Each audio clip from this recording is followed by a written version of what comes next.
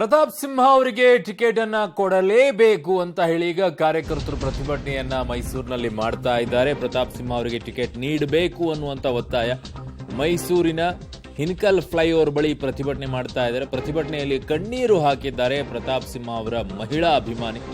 ಸಂಸದರ ಕಚೇರಿ ಹುಣಸೂರಲ್ಲೂ ಎಲ್ಲಾ ಕಡೆಯೂ ಕೂಡ ಪ್ರತಿಭಟನೆಯನ್ನ ಮಾಡ್ತಾ ಇದ್ದಾರೆ. ಪ್ರತಾಪ್ ಸಿಂಹ ಅವರಿಗೆ ಟಿಕೆಟ್ ಕೊಡಬೇಕು ಅಂತ ಹೇಳಿ.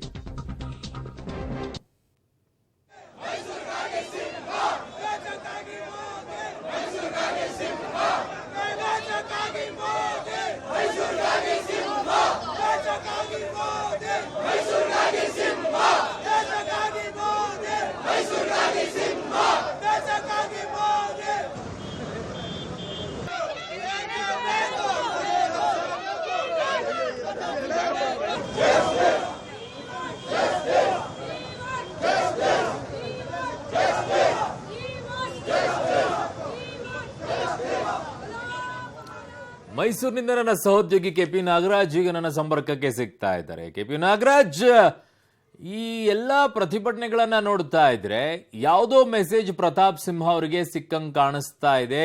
ಅದರ ಮೂಲಕವಾಗಿ ಪ್ರತಾಪ್ ಸಿಂಹ ಅವರು ಹೇಳಿಕೆಗಳನ್ನ ಕೊಡ್ತಾ ಇದ್ದಾರೆ. ಆ ಹೇಳಿಕೆಗಳ ಆಧಾರದ ಮೇಲೆ ಈಗ ಅವರ ಕಾರ್ಯಕರ್ತರು ಪ್ರತಿಭಟನೆಯನ್ನ ಮಾಡ್ತಾ ಇದ್ದಾರೆ ಅಂತ ಹೇಳಬಹುದಾ ಕೆಪಿ ನಾಗರಾಜ್? ನಿಶ್ಚಿತವಾಗ್ಲೂ ಕೂಡ ಅರುಣ್, ಆ ಥರದೊಂದು ಮೆಸೇಜ್ ಇರುವಂತಹ ಹಿನ್ನೆಲೆಯಲ್ಲೇ ಅಪಾರ ಸಂಖ್ಯೆಯ ಪ್ರತಾಪ್ ಸಿಂಹ ಅವರ ಅಭಿಮಾನಿಗಳು ಮತ್ತು ಬಿಜೆಪಿಯ ಕಾರ್ಯಕರ್ತರು ಮತ್ತು ಮಹಿಳೆಯರು ಅತಿ ಹೆಚ್ಚಿನ ಸಂಖ್ಯೆಯಲ್ಲೂ ಕೂಡ ಮೈಸೂರಿನ ಹಿನಕಲ್ ಜಂಕ್ಷನ್ ಅಲ್ಲಿ ಬಂದು ಪ್ರತಿಭಟನೆಯನ್ನು ನಡೆಸ್ತಾ ಇದ್ದಾರೆ. V stand with Pratap Simha ಅನ್ನುವಂತಹ ಘೋಷಣೆಗಳನ್ನು ಕೂಡ ಕೂಗ್ತಾ ಇದ್ದಾರೆ. ದೇಶಕ್ಕೆ ಮೋದಿ ಬೇಕು, ಮೈಸೂರಿಗೆ ಪ್ರತಾಪ್ ಸಿಂಹ ಬೇಕು ಅನ್ನುವಂಥ ಘೋಷಣೆಗಳನ್ನು ಕೂಡ ಕೊಡ್ತಾ ಇದ್ದಾರೆ. ಇಲ್ಲೊಬ್ಬರು ಮಹಿಳೆಯರು ಕೂಡ ಜೊತೆ ಮಾತಾಡ್ತೀನಿ. ನೀವು ಬಿಜೆಪಿಯ ಕಾರ್ಯಕರ್ತರು ನನಗೆ ಗೊತ್ತಿದೆ, ಈಗ ನಿಮ್ಮ ಕೂಗನ್ನು ಹೈಕಮಾಂಡ್ ಕೇಳುತ್ತೆ ಅನ್ನುವಂಥ ವಿಶ್ವಾಸ ಇದೆಯಾ ಸರ್? ದಯವಿಟ್ಟು ಅವರು ಮೋದಿ ಕಳ್ಸಿಕೊಡ್ತಿದ್ದಂಥ ಪ್ರತಾಪ್ ಸಿಂಹನ್ನ ಮೈಸೂರು ಜನತೆ ಗೆಲ್ಸಿದ್ವಿ. ಮೋದಿ ಹಾದಿಯಲ್ಲಿ ಅವರು ತುಂಬ ನಡೆದು ಒಳ್ಳೆ 10 ವರ್ಷದಲ್ಲಿ ದುಡ್ಡು ತಂದು ಸಾವಿರಾರು ಕೋಟಿ ದುಡ್ಡು ತಂದು ಮೈಸೂರು ಟು ಬ್ಯಾಂಗ್ಳೂರು ಹೈವೇ ಮಾಡಿದ್ರು. ಇವತ್ತು ಏರ್ಪೋರ್ಟಲ್ಲಿ ದನ ಕಾಯ್ತಾ ಇತ್ತು ಸರ್. ಇವತ್ತು ಏರ್ಪೋರ್ಟ್ನ ಫ್ಲೈಟ್ ಆರಂಗೆ ಮಾಡಿದ್ರು. ಇವತ್ತು ಕನೆಕ್ಟಿವಿಟಿ ಹೈವೇ ಮಾಡಿದ್ರು. ಯಾತಕ್ಕೆ ಸರ್? 10 ವರ್ಷದಲ್ಲಿ ಆದರೆ 70 ವರ್ಷದಲ್ಲಿ ಕಾಂಗ್ರೆಸ್ ಗೌರ್ಮೆಂಟ್ ಮಾಡಿದಿರುವಂಥ ಕೆಲಸ ಇವತ್ತು 10 ವರ್ಷದಲ್ಲಿ ನಮ್ಮ ಪ್ರತಾಪ್ ಸಿಂಹ ಮಾಡಿದ್ರು.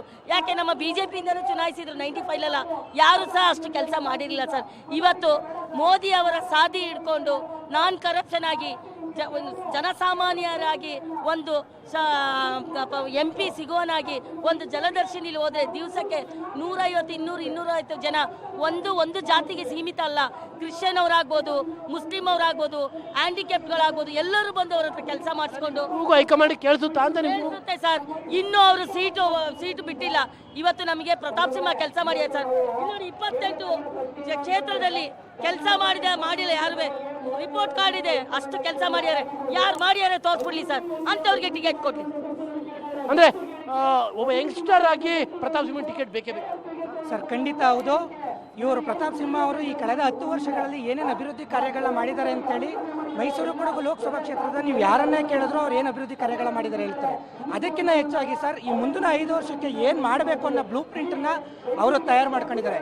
ಬಹುಶಃ ಈಗ 3 ದಿನಗಳಿಂದ ನಿತಿನ್ ಗಡ್ಕರಿ ಅವರು ಮೈಸೂರು ಬಂದಾಗ ಇನ್ನು ಅವ್ರು ರಿಂಗ್ ರೋಡಲ್ಲಿ ಏನು ಪ್ರತಿಭಟನೆ ಮಾಡ್ತಾ ಇದ್ದೀವಿ, ಈ ರಿಂಗ್ ರೋಡಲ್ಲಿ 7 ಗ್ರೇಡ್ ಸಪ್ರೇಟರ್ಗಳು ಬೇಕು ಅಂತೇಳಿ, ಅದು ಫ್ಯೂಚರಿಸ್ಟಿಕ್ ಆಗಿ ನಾವೇನು ವಿಷನರಿ ಲೀಡರ್ ಅಂತ ಏನು ಹೇಳ್ತೀವಿ ಆ ರೀತಿ ಇನ್ನು ಮುಂದಕ್ಕೆ ಮೈಸೂರು ಕಂಜೆಸ್ಟೆಡ್ ಆಗಬಾರ್ದು.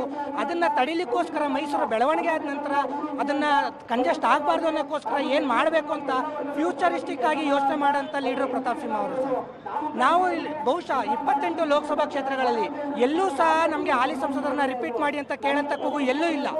ಬಹುಶಃ ನೀವೇ ರಿಪೋರ್ಟ್ ಮಾಡಿದ್ರೆ ಸರ್, ಕೆಲವು ಕಡೆ ಗೋ ಬ್ಯಾಕ್ ಅಂತ ಹೇಳ್ತಾ ಇದ್ದಾರೆ, ಕೆಲವು ಕಡೆ ಎಲ್ಲ ಇರೋಂಥ MLAಗಳು ಹಾಲಿ MP ಗೆ ಟಿಕೆಟ್ ಕೊಡಬೇಡಿ ಅಂತ ಕಾಲಕ್ಕೆ ಬಿದ್ದಿರೋಂಥ ಉದಾಹರಣೆಗಳಿದ್ದಾವೆ. ಆದರೆ ಮೈಸೂರು ಕೊಡಗು ಲೋಕಸಭಾ ಕ್ಷೇತ್ರದಲ್ಲಿ ನಮ್ಮೆಲ್ಲ ಕಾರ್ಯಕರ್ತರ ಕೂಗು ಒಂದೇ ಸರ್, ಜಾತ್ಯತೀತವಾಗಿ, ಇಂಥ ಜಾತಿಗೆ ಸೀಮಿತವಾದಂಥದ್ದಲ್ಲ, ಜಾತ್ಯತೀತವಾಗಿ ಎಲ್ಲರ ಕೂಗು ಒಂದೇ, ಪ್ರತಾಪ್ ಸಿಂಹ ಅವರಿಗೆ ಟಿಕೆಟ್ ಕೊಡಬೇಕು ಅಂತೇಳಿ.